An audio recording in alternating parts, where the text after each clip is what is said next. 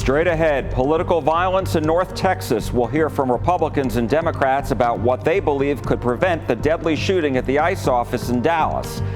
Government shutdown ahead. We'll speak with members of Congress from North Texas about what may happen this week and find out why they're far apart. And judging the maps, we preview the legal fight starting this week over the newly approved congressional maps in Texas that will likely give Republicans 5 new seats. Good morning, I'm Jack Fink. Get your fix for Texas politics. Eye on Politics on CBS News Texas starts now.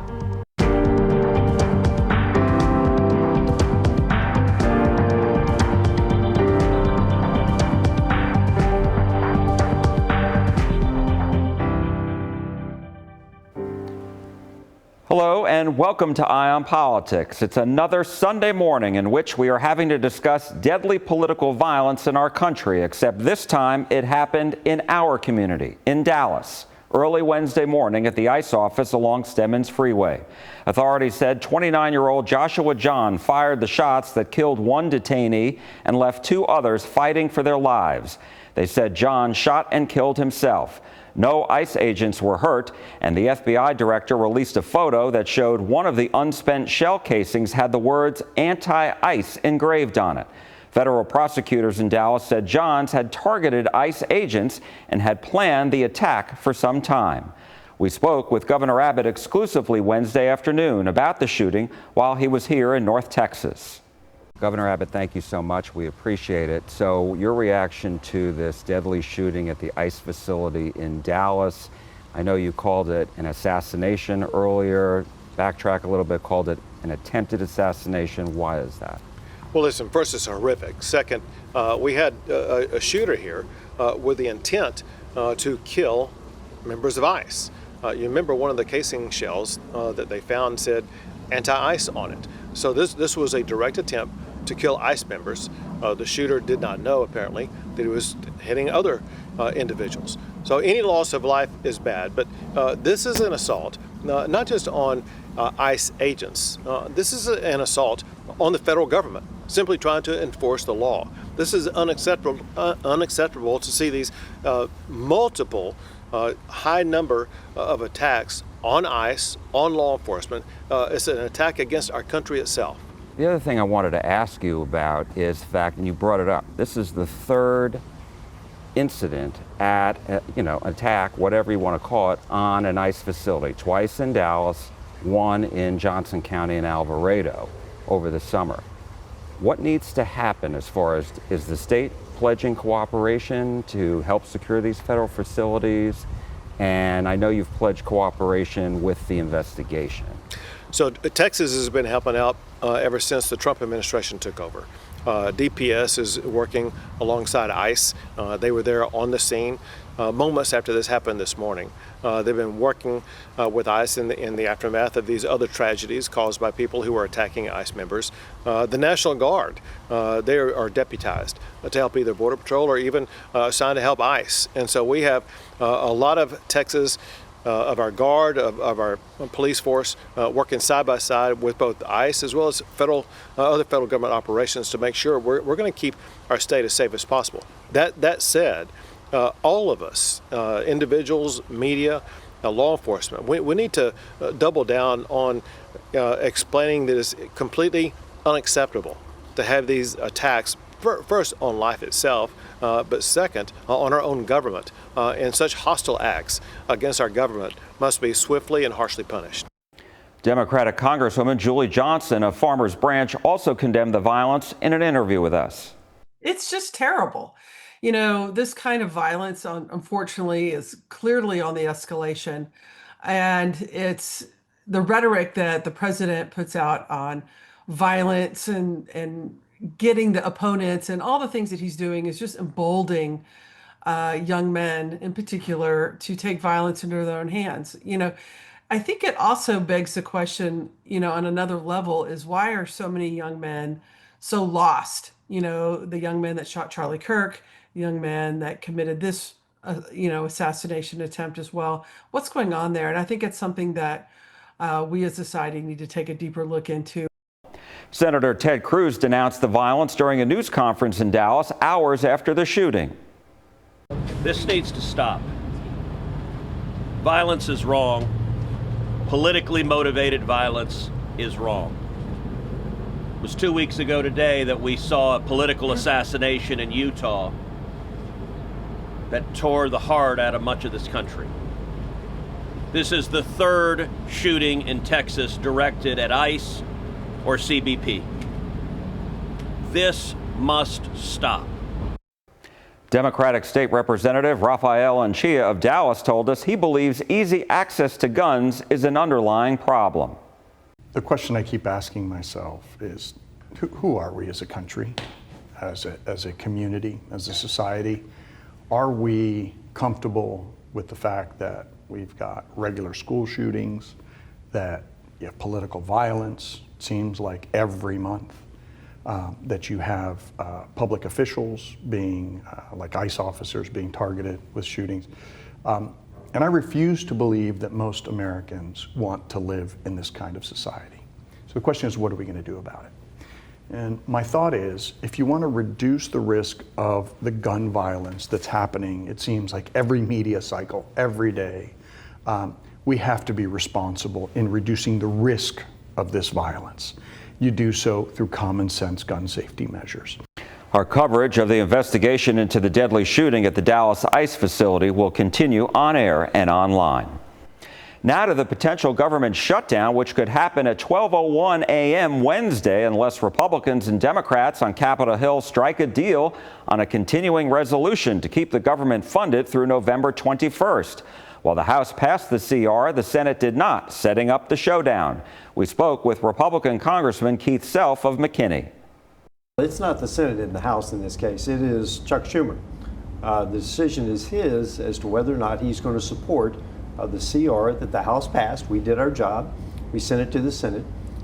Whether or not he decides for the Democrats to support it, it's 100% Chuck Schumer. Now, you voted for the continuing resolution this time. Why? Well, it is a clean CR, and it has a little bit of additional money for security for the House legislative branch, the Supreme Court, and the executive branch. But it is a clean CR, and it keeps the funding flat going back to 2024. So that's why I voted for it, because that's what we need to do, is to draw spending down. So one of the issues that Democrats have raised is about health care and making permanent the Affordable Care Act, Obamacare subsidies for people to have health policies. And it would, last I read, it would be about $335 billion over 10 years, so 33.5 per year. What do you say about that? Well, I say, first of all, let's review what you just said. COVID era, temporary subsidies meant for the COVID era. So this is start out about $40 billion a year. So COVID's been over for years now. Temporary has been over for years now. No Republican has ever voted for an Obamacare subsidy. Why would any Republican vote for this when it's COVID era, temporary subsidies? And here's the real kicker. We have insurance companies paying, we have the federal government paying insurance companies when there have been no claims. This is a scam that's been going on since the COVID era. And I will tell you, this makes absolutely no sense.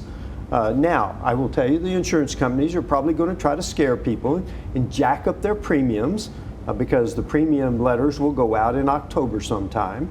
Open enrollment opens on 1 November.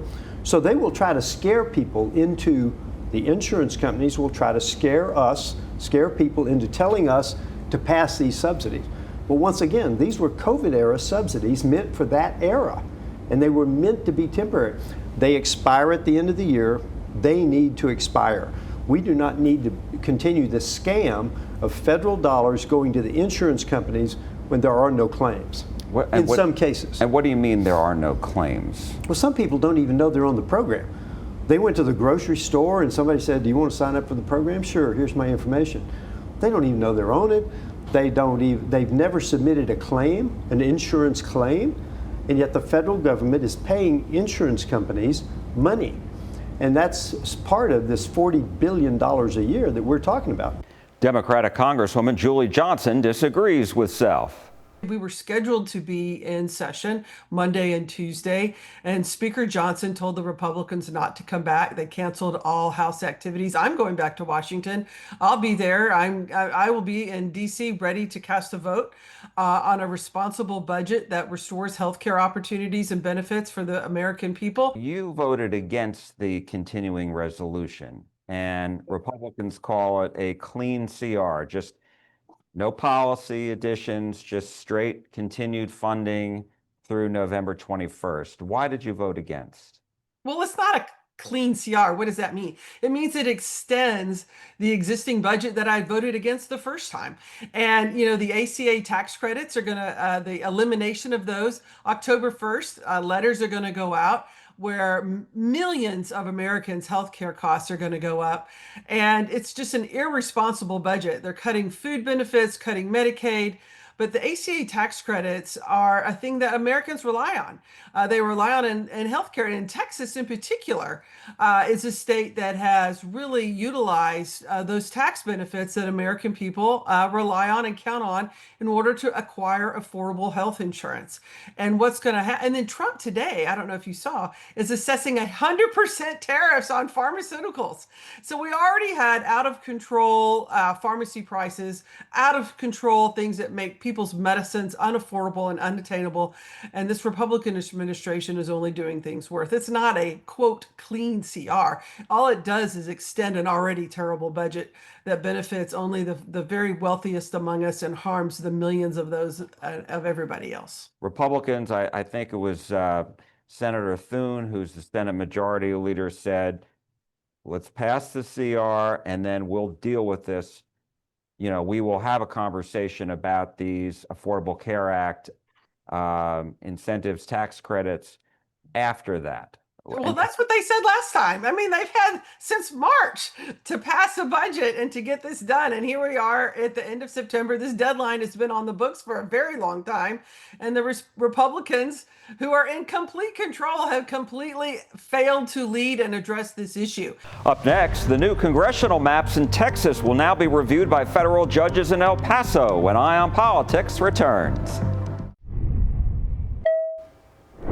Welcome back to Eye on Politics. This week, the legal fight over the newly approved congressional maps in Texas head from the Texas Capitol to a federal courtroom in El Paso.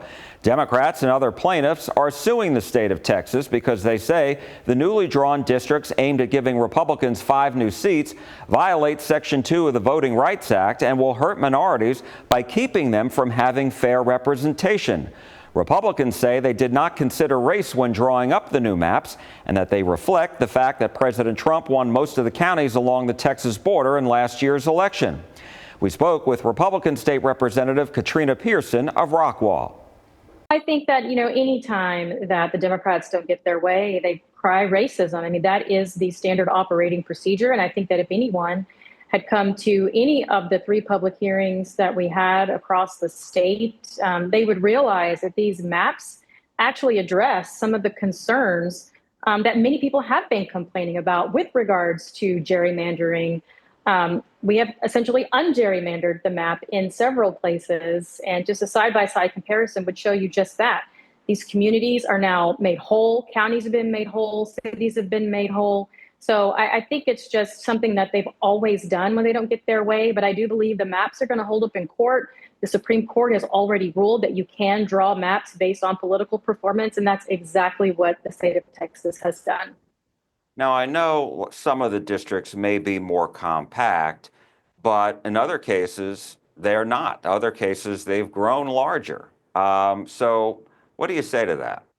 Well, I think it's quite simple when you realize that you have to have, 760,000+ people per district. Texas has a lot of rural areas still, and you have to be able to encompass all of those voters. And so I think in those areas you'll see in some cases where that might look that way, but it's just because everybody needs to be in a district. So there's no disenfranchisement. Everybody's in a district. And I just reject the notion that race is even involved here, because one of the things that, we did hear is that they wanted districts of people who look like them, sound like them, have the same culture, and those districts exist. There's 4 new Hispanic seats. It just doesn't make any sense.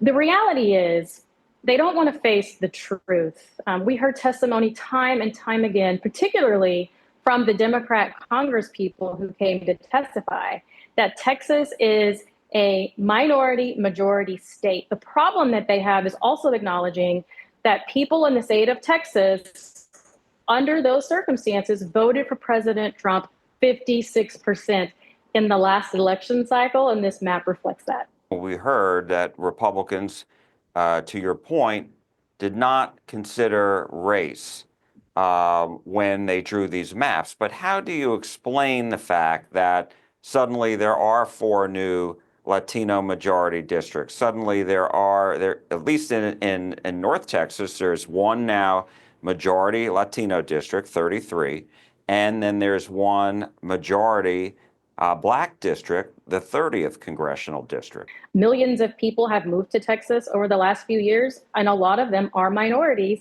and they just so happen to be in similar areas. And when you have to draw by the rules, which is 760,000+ people per district, there are a lot of minorities consolidated in one place, and that is how those districts worked out.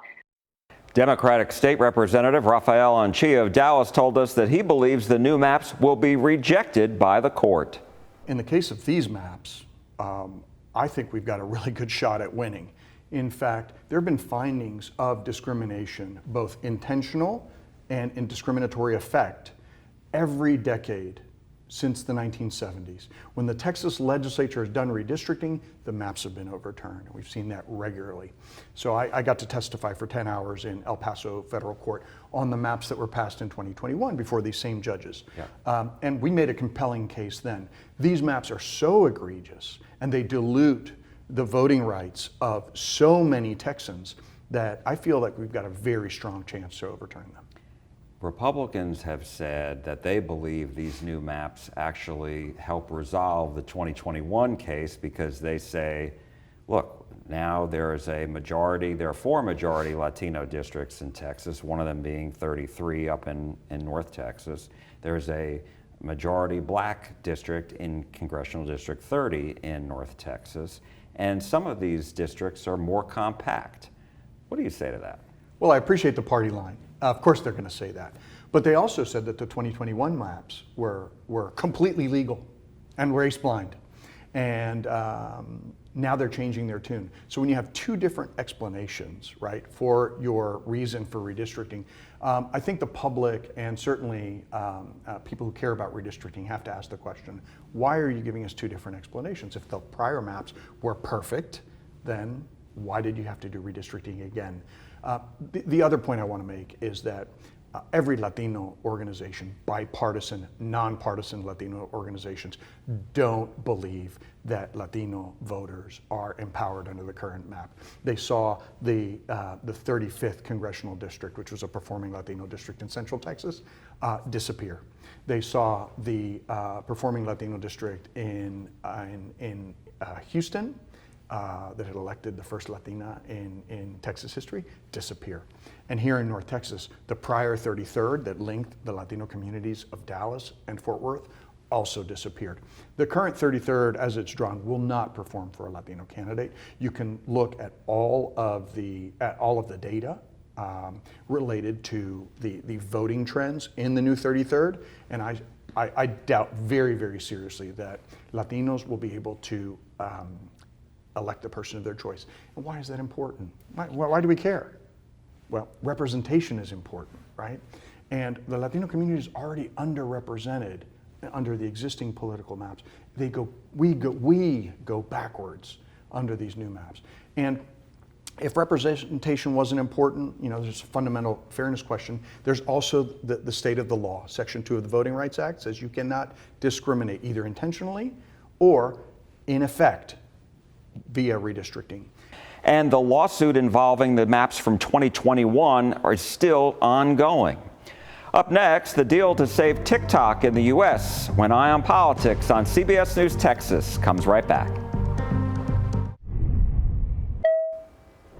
Big news for TikTok users. President Trump signed an executive order allowing the app to keep operating in the U.S. Sarah Jenkins explains in the brief. Thursday, President Trump approved the new U.S.-based joint venture to keep TikTok running. The move follows legislation signed last year by former President Joe Biden, calling for the Chinese parent company ByteDance to sell TikTok's assets to an American company or face a nationwide ban. Trump says China's president gave the green light to move forward with the deal.